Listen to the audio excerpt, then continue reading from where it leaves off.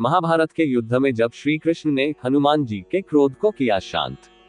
महाभारत के युद्ध में अर्जुन के रथ पर बैठे हनुमान जी कभी कभी खड़े होकर कौरवों की सेना की तरफ घूर कर देखते तो उस समय कौरवों की सेना तूफान की गति से युद्ध भूमि को छोड़कर भाग जाती। हनुमान जी की दृष्टि का सामना करने का साहस किसी में नहीं था। उस दिन भी ऐसा ही हुआ था जब कर्ण और अर्जुन के बीच युद्ध चल रहा था।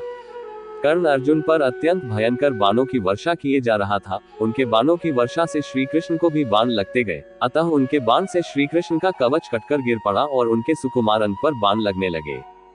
रथ की छत पर बैठे पवन पुत्र हनुमान जी एकटक नीचे अपने इन आराध्य की तरफ ही देख रहे थे।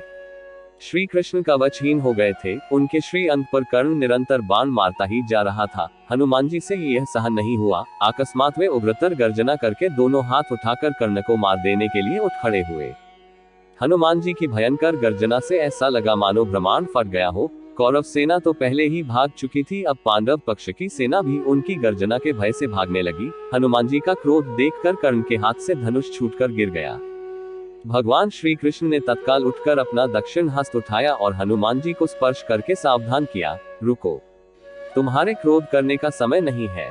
श्री कृष्ण के स्पर्श से हनुमान जी रुक तो गए, किंतु उनकी पूंछ खड़ी होकर आकाश में हिल रही थी। उनके दोनों हाथों की मुट्ठियां बंद थी। वे दांत कटा रहे थे और आग्नेय नेत्रों से कर्ण को घूर रहे थे। हनुमान जी का क्रोध देखकर कर्ण और उनके सारथी कांपने लगे।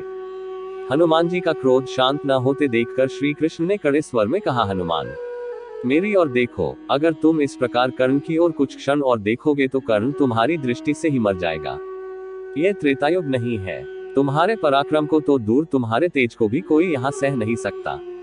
तुमको मैंने इस युद्ध में शांत रहकर बैठने को कहा है। फिर हनुमान जी ने अपने आराध्य देव की ओर देखा और शांत होकर बैठ गए।